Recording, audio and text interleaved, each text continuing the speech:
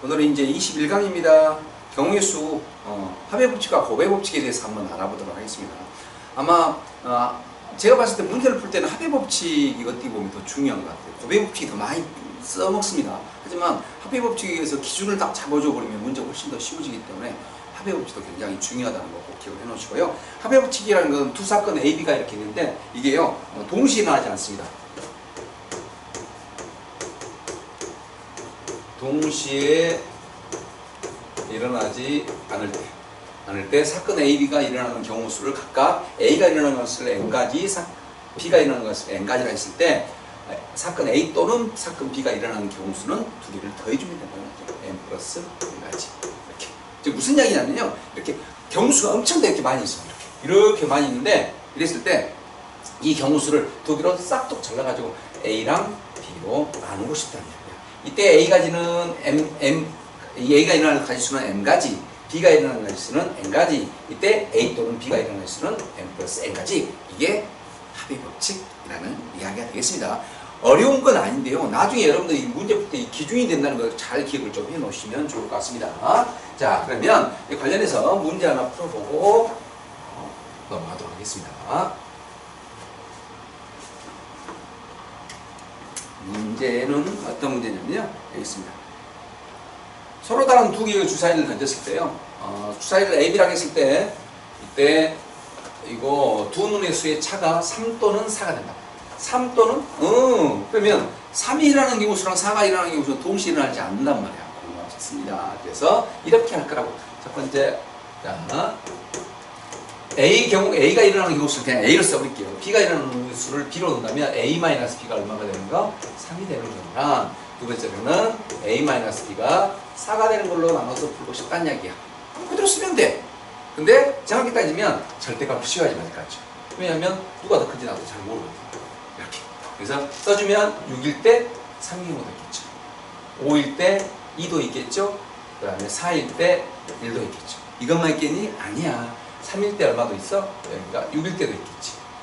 그 다음에 뒤집어서 2배 해줘도 되는 거야. 실은 2일 때 5인 경우, 1일 때 4인 경우. 이렇게 6가지가 되겠습니다. 이렇게. 그 다음 두 번째로는 A-B가 4인 경우는 어떻게 됐습니까? 이번에는 다 안 쓸게요. 6일 때 2인 경우, 5일 때 1인 경우. 그래서 이거 두 개가 그대로 순서가 바뀌어서 또 두 가지가 있을 것 같으니까 4가지가 되겠습니다. 따라서 두 개의 주사를 던져가지고 두 놈의 수의 차가 3 또는 4가 되는 가지수는 총 몇 가지가 되더라? 두 개를 더해준 6 플러스 4가 내가 구하고자는 답이더라. 이렇게 구분을 짓는 거. 이게 합의 법칙이야. 근데 이거 같이 쉽게 좋게 야 이거 3일 때 4일 때랑 도저히 안 일어나게 딱 이렇게 잡아주면 좋은데 문제에서는 그렇게 안 나온다는 거예요. 그래서 여러분들은 문제를 통해 가지고 이럴 때 어땠을 때 합의 법칙을 이용해서 이렇게 나눈지를 잘 연습을 잘 하셔야 될 것 같습니다. 자, 이제 두 번째로 고배 법칙 하겠습니다. 고배 법칙은 이제 문제에서요 굉장히 많이 잘 써먹습니다. 동영이 잘 배우고 있는 거니까 봅시다. 두 번째로는 고배 법칙. 두 사건 A, B에 대해서요. A가 일어나는 경우수가 M가지고 B가 일어나는 경우수가 N가지입니다. 이렇게요. 이랬을 때 사건 A와 B가 동시에 일어나는 경우의 수. 내가 버스를 타자마자 뒤에 예를 들어서 어떤 사람이 자전거를 타고 가는 경우의 수. 예를 들었어요. 내가 여기서 어디까지 가는 거냐면 무등경기까지 가는 거야. 배대민과 그 다음에 A라는 사람이 있어요. 두 사람이 배대민과 무등경기까지 가는 경우수랑 바로 이제 잇따라서 다른 사람이 바로 또 무등경기까지 가는 가지수 몇 가지일까? 이런 것들이 고배 법칙 되겠습니다. 자, 그랬을 때는 A와 B가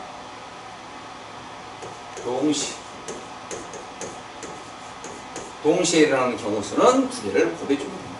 M 곱하기 N 되게 된다. 이게 이제 고배 법칙입니다. 동시에 일어나면 곱해주기만 하면 우리가 고배 법칙에 의해서 경우수를 구할 수가 있다는 이야기가 고배 법칙이야.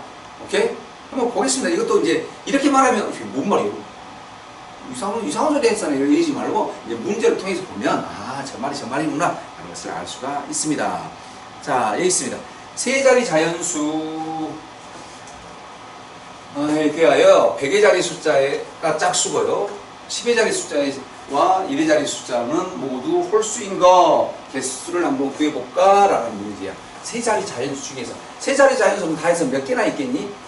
999개에서 99개만 빼주면 되잖아. 900개 있겠지, 900개. 그 900개 중에서 100의 자리 숫자가 짝수. 그에 따라서 바로 10의 자리 숫자랑 1의 자리 수는 홀수가 나와야 되는 거야. 그래서 이렇게 1, 10, 100. 쏘리, 여기 100의 자리죠. 여기가 10의 자리, 여기 1의 자리 수. 여기 1. 근데 우리가 짝수는 무엇이냐면 0과 2와 4와 6과 8이 있고요.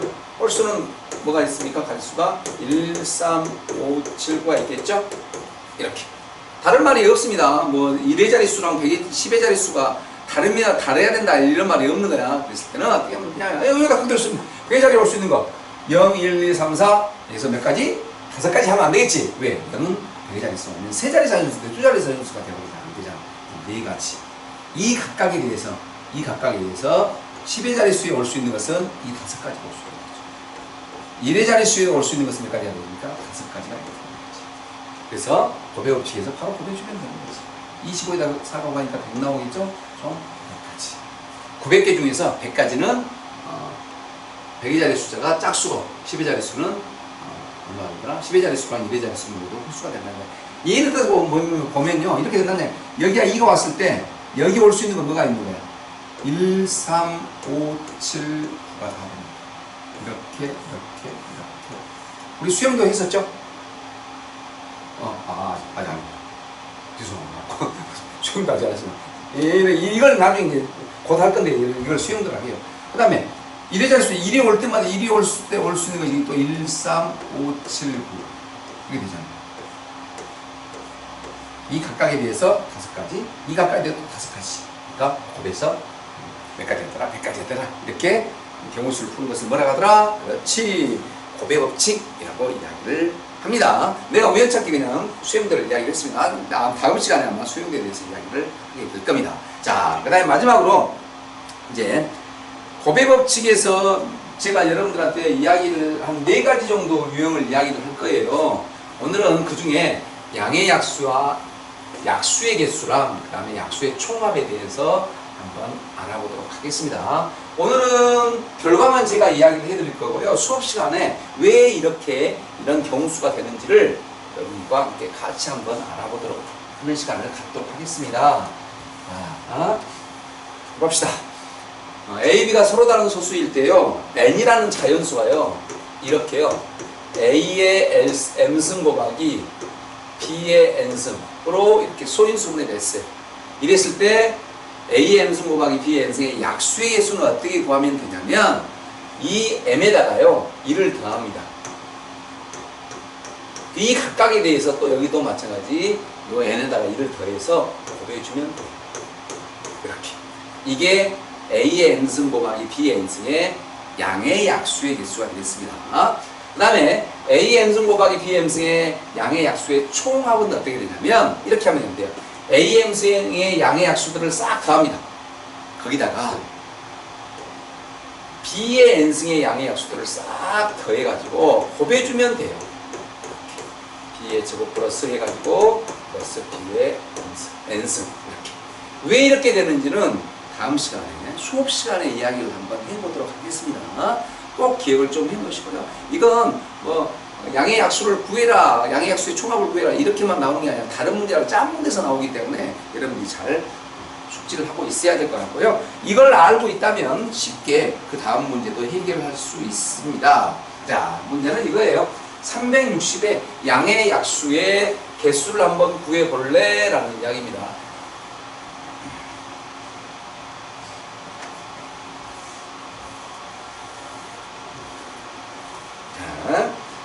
360은요, 소인수분해를 하면 360, 뭔 어떻게 되냐면 6으로, 뭐 10으로 나눌까요?